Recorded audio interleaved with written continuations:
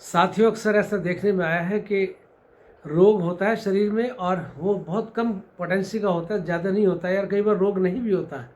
फिर भी ऐसा लगता है कि मैं शायद बीमार हूँ, ठीक नहीं हूँ, और बहुत सारे टेस्ट हो जाते हैं, डॉक्टर बोलते हैं कि आप ठीक है, आपको कोई तकलीफ़ नहीं है, लेकिन फिर भी वो महसूस करता है कि मैं बीमार हूँ। तो फिर आगे उसको साइकेट्रिस्ट के या कहीं और के पास भेजा जाता है, कहीं और उसको भेजा जाता है।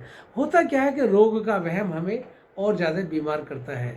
कई बार रोग नहीं होता, उसका वहम हो जाता है तो भी रोग हमें हो जाता है, या रोग की मात्रा कम होती है और उसका वहम भी होता है साथ में, और वो रोग को हमें 80 से 100% बढ़ा सकता है।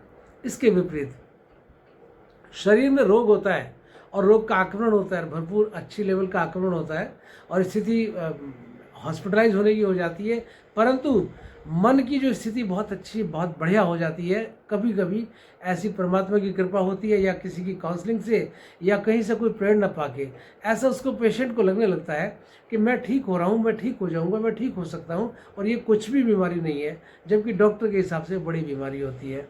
तो बड़ी बीमारी को भी यदि हम अपने मन को पॉजिटिव कर दें या मन में कोई चेंजेस लाए इस तरह के, मैं ठीक हो रहा हूँ, मैं ठीक हो जाऊँगा, मैं ठीक होता जा रहा हूँ, मुझे आराम आता जा रहा है, मुझे दवाइयाँ काम कर रही हैं, या मेरा शरीर अपने आप ऑटो हीलिंग प्रोसेस मोड पे बहुत तेज़ी से ठीक हो रहा है, तो ऐसी स्थिति में आपको पता है क्या होता है?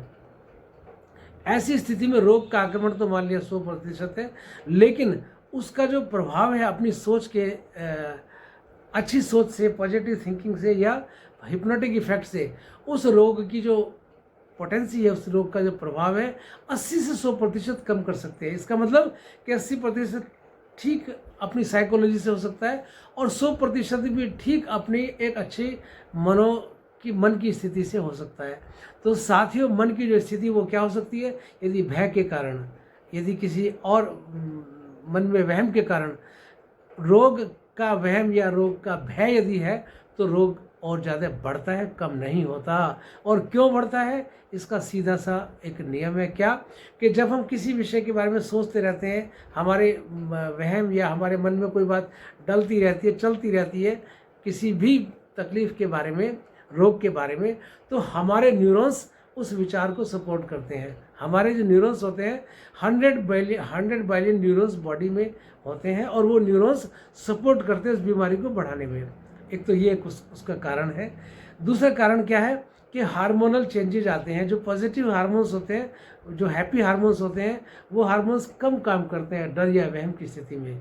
और यदि आदमी खुश है और उसको विश्वास है, आत्मविश्वास है कि मैं ठीक हो रहा हूँ, मैं ठीक हो सकता हूँ, मैं ठीक हो जाऊँगा और जल्दी मुझे लाभ आ रहे हैं, बॉडी में चेंजेज आ रहे हैं, तो वही मन की स्थिति क्या होता है, उसी के अंदर जो हैप्पी हार्मोन्स है, हेल्दी हार्मोन्स है, वो हमें ठीक करने में तेज़ी से मदद करते हैं, हेल्प करते हैं, सहयोग करते हैं। तो पहला तो न्यूरोलॉजिकल चेंजेज, यानी न्यूरॉन्स में चेंजेज आते हैं, बदलाव आता है। दूसरा क्या होता है कि हमारा जो साइकोलॉजी से हमारे हार्मोन्स चेंज होते हैं, हार्मोनल चेंजेस बहुत तेज़ी से बॉडी में आता है, जिसके कारण हमें रोगों से लड़ने की क्षमता, रोग और इम्यूनिटी पावर बहुत तेज़ी से काम करती है।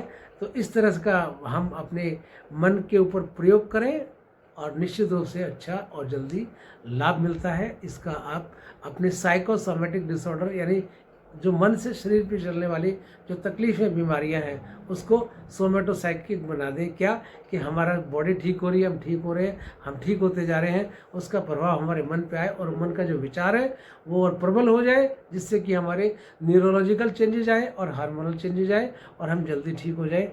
इस प्रकार का प्रयास आप कर सकते हैं और अन्य मित्रों को भी करा सकते हैं। इसमें जाना ही क्या है, बिगड़ना क्या है?